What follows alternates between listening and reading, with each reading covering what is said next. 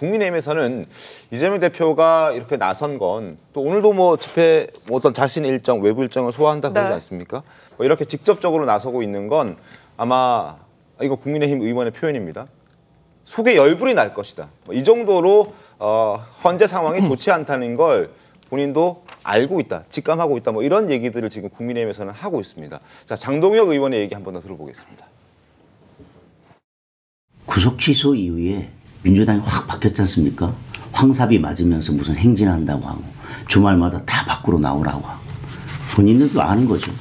아, 이제는 탄핵이 쉽지 않겠구나. 그래서 계속 시간 끌고 있는 거는 결국은 6명 안 된다는 것을 뭐 스스로 인정하는 것이나 마찬가지고 헌재도 민주당도 그런 기류를 지금 충분히 알겠죠. 그러니까 저렇게 급하게 서두르고 있고 겉으로는 아닌 척하지만 뭐 속에서는 지금 뭐 열불 나겠죠.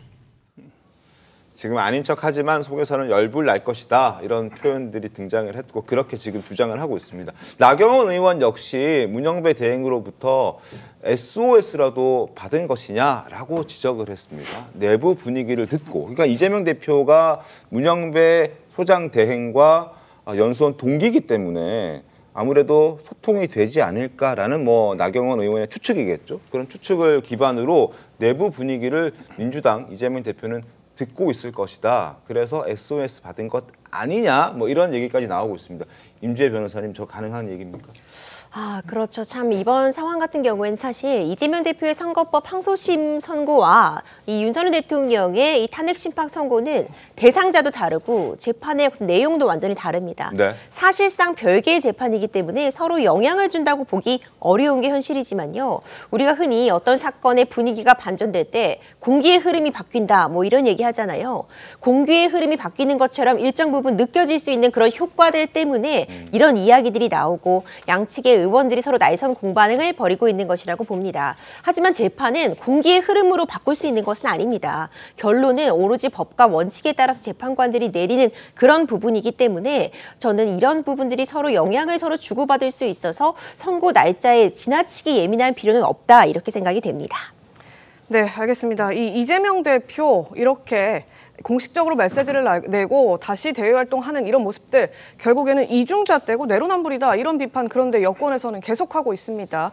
지금 선거법 그 2심 재판을 놓고 나는 무죄 추정이고 대통령은 유죄 추정이라고 하는 것이냐. 대통령 선고는 그렇다면 신속하게 하라는 거고 내 재판에 대해서는 위헌법률 심판 신청 내고 뭐 변론 기일 추가로 잡자고 요청하면서 침대 촉구를 하고 있는 것 아니냐. 이런 이중잣대 참으로 뻔뻔하다. 이런 주장 내놨습니다. 지금 이재명 대표 선거법 2심 놓고요. 여러 가지 논란이 있었거든요.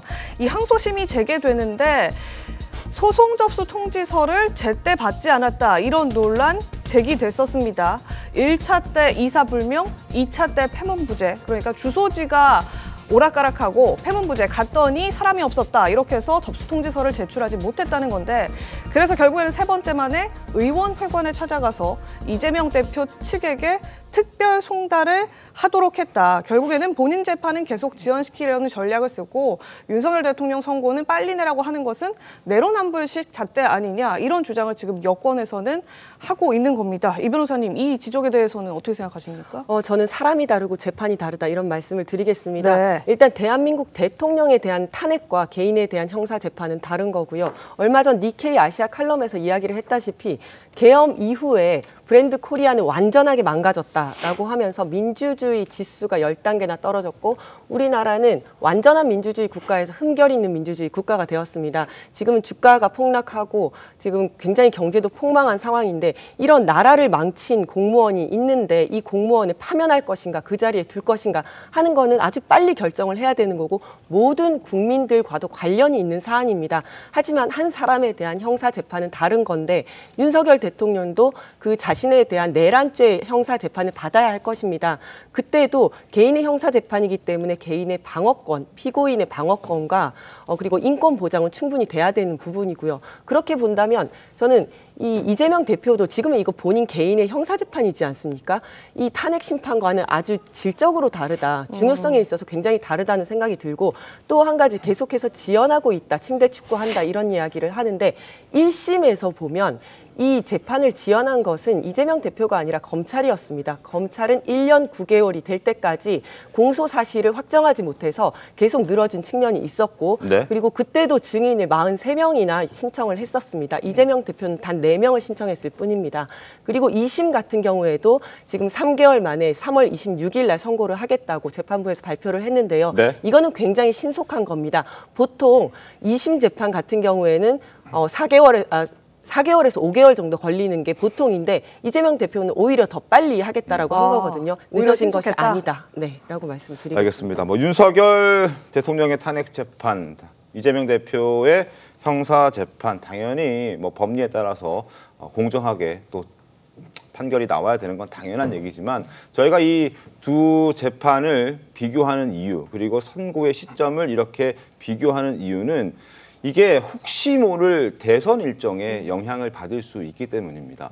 이재명 대표의 항소심 선고보다 윤석열 대통령의 탄핵 재판 선고가 늦게 나온다면 혹시 모를 조기 대선의 시점도 늦어질 수밖에 없고 그렇다면 그 사이에 이재명 대표는 대법원의 판결을 받을 수도 있는 상황이고 그렇게 된다면 바로 이재명 대표는 결과에 따라서 대통령 선거에 출마할 수 없기 때문에 우리가 지금 이재명 대표의 항소심 선고 날짜와 그리고 윤석열 대통령의 탄핵 심판 선고 날짜를 이렇게 비교를 해보는 겁니다. 물론 지금 변호사들께서 말씀해 주셨듯이 이걸 뭐 다 같이 놓고 할 수는 없지만 우리가 지금 이 상황이 그렇기 때문에 이 상황상 이거를 비교할 수밖에 없다. 이건 부분도 보시는 시청자분께서는 확실히 좀 알고 계셔야 될 것 같습니다. 어떻습니까? 근데 사실 저희가 그 윤 대통령 탄핵 심판이 3월 초쯤에 인용될 거라는 전제를 했을 때는 네. 이재명 대표의 어떤 2심 선고가 3월 26일 나온다라고 하더라도 조기 대선 2개월 이전에 치러야 되지 않습니까?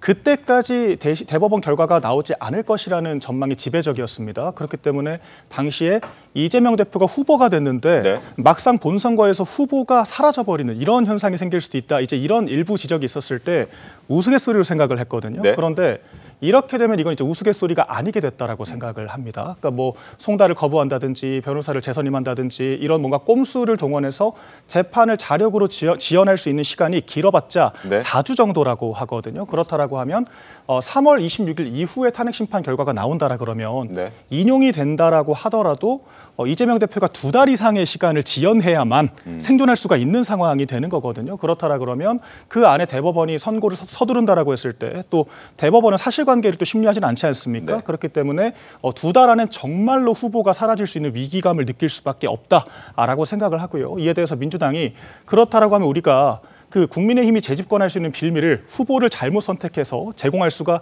있느냐에 대해서 고민할 수밖에 없다라고 생각을 하고요. 이에 대해서 민주당의 경선 단계부터 내부에서 비명계들이 얼마나 많은 비토를 하겠습니까?